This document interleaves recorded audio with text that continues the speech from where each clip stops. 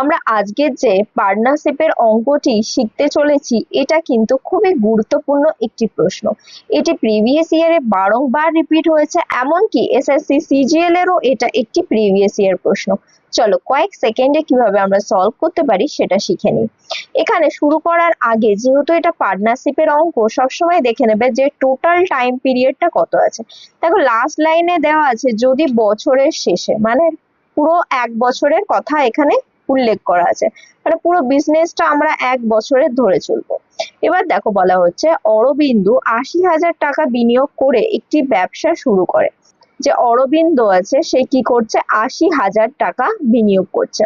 আচ্ছা, এই যে জিরো গুলো আছে আমরা এই জিরো গুলো বাদ দিয়ে ক্যালকুলেশন করব, ইজি হবে। দেখো সব নাম্বারেই জিরো আছে, আমরা 4টে করে জিরো ক্যান্সেল করে নিয়ে কাজ করব, মানে 80,000 টাকে আমরা ধরে নেবো 8।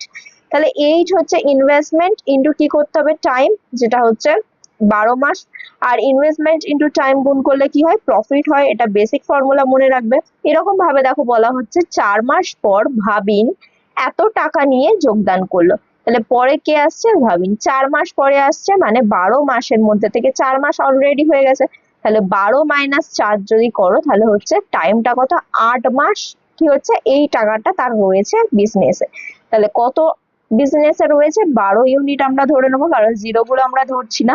তাহলে এটা ইনভেস্টমেন্ট ইন্টু টাইম, এটা ভাবিনের ক্ষেত্রে। নেক্সট বলছে ব্যবসা শুরুর 8 মাস পর চন্দন এত টাকা নিয়ে যোগদান করলো। এবার লাস্টে কে আসছে, চন্দন। চন্দন 8 মাস পরে আসছে, মানে কত মাস থাকবে, টোটাল তো 12 মাস, তাহলে 12 থেকে 8 বাদ দিলে 4 মাস থাকবে কে, এই চন্দন। আর কত টাকা নিয়ে আসছে, দেখো 1,60,000, আমরা জিরো গুলো 4টে বাদ দেবো, তার মানে 16 ইন্টু 4। এবার এই যে রেশিওটা তোমরা পাবে এটা হচ্ছে এদের প্রফিটের রেশিও। আগেই বলেছি প্রফিট সমান সমান কি ইনভেস্টমেন্ট কত করছে ইন্টু কত সময়ের জন্য ইনভেস্টমেন্ট করছে। তাহলে এটা হয়ে গেল। এবার বলছে বছরের শেষে এত টাকা লাভ করছে, মানে এই যে রেশিও টোটালটা হবে সেটা অ্যাকচুয়ালি এটা রিপ্রেজেন্ট করবে। আর তোমাদেরকে যেটা জিজ্ঞাসা করা হয়েছে সেটা হচ্ছে চন্দনের অংশ কত নির্ণয় করতে, মানে চন্দন কত পাবে তার মধ্যে। এবার আমরা যেটা করতে পারি সেটা হচ্ছে আমরা এখান থেকে ডিরেক্টলি কি করতে পারি, ডিএস অ্যাপ্লাই করতে পারি, বা আমরা এটা ক্যালকুলেট করে নিতে পারি। ক্যালকুলেশন তো তোমরা সকলেই পারবে। চলো কিভাবে ডিএস অ্যাপ্লাই করবে সেটা দেখিয়ে দিই। দেখো টোটাল প্রফিটটা বলে দিয়েছে কত, 1,05,000 টাকা। এবার এটাকে আমরা কি করব, টোটাল যে রেশিওটা সেটা দিয়ে ভাগ করব। এবার আমাদের তো টোটাল বের করার কোনো দরকার নেই, আমরা ডিজিট সাম যেহেতু করছি ডিজিট সামটা দেখে নাও। এখানে 8 ইন্টু 2 + 1 3, মানে 8 3 কত হচ্ছে 24, 2 + 4 মানে 6।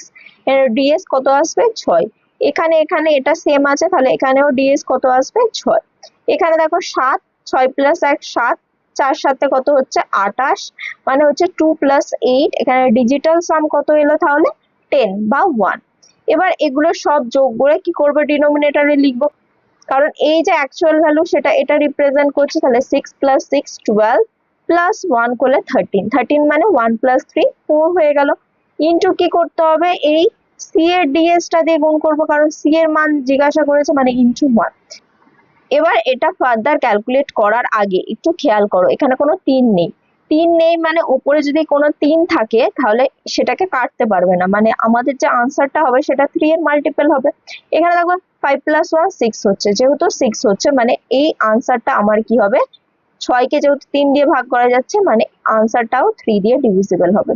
আমরা এই ডিভিজিবিলিটি রুল ডিএস এর সাথে সাথে অ্যাপ্লাই করে নেবো। দেখো এখানে কি হচ্ছে, এখানে 6টা বাদ দাও কারণ 3 দিয়ে কাটা যাচ্ছে 6কে। এবার 5 + 2 7 পড়ে আছে, 7কে 3 দিয়ে ভাগ করা যায় না, তাহলে এটা পুরোটা ভাগ করা যাবে না। নেক্সট দেখো 6 বাদ দিয়ে দাও, 6কে যেহেতু 3 ভাগ করতে পারবে, এখানে 2 পড়ে আছে মানে এটাকে ভাগ করতে পারবে না 3, কারণ কোনো নাম্বারের ডিএস যদি 3 এর মাল্টিপল হয় তবেই কিন্তু 3 দিয়ে ডিভিজিবল হয়। এখানে দেখো 6টা বাদ দাও, মানে 2 + 2 4 পড়ে আছে, মানে এটাও কি হচ্ছে তোমার 3 দিয়ে ভাগ করা যাবে না। নেক্সট দেখো এটা 6 বাদ দিয়ে দাও, 5 + 1 করলে 6 হবে, 1 পড়ে আছে, 2 + 1 কত হচ্ছে 3। দেখো এটা কিন্তু পুরোপুরি 3 দিয়ে ডিভিজিবল হচ্ছে। তোমরা পুরো ডিএস ক্যালকুলেট করে 3 দিয়ে ডিভিজিবল দেখতে পারো, আমি যেগুলো 3 দিয়ে ডিভিজিবল হচ্ছে সেটা একেবারে কেটে নিয়ে দেখছি, সেটা আরো ইজিলি করা যায়। তাহলে অপশন নাম্বার 4 হয়ে যাচ্ছে তোমাদের কারেক্ট আনসার। এবার চলো দেখে নিই যে ডিএস না অ্যাপ্লাই করে আমরা কিভাবে করব।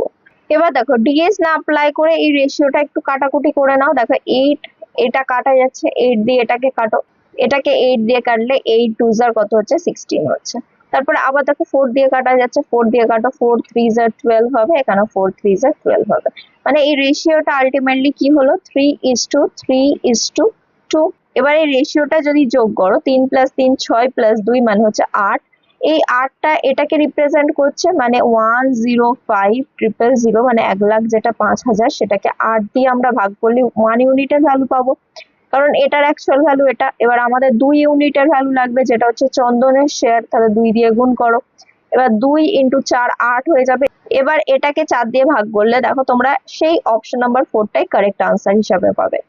তোমরা যদি এরকম কনসেপ্ট সহ শর্ট ট্রিক দ্বারা কিভাবে পরীক্ষার খাতায় কয়েক সেকেন্ডে উত্তর করতে পারবে সেগুলো শিখে নিতে চাও, তাহলে অবশ্যই যুক্ত হও গণিত বিজয়ের সাথে।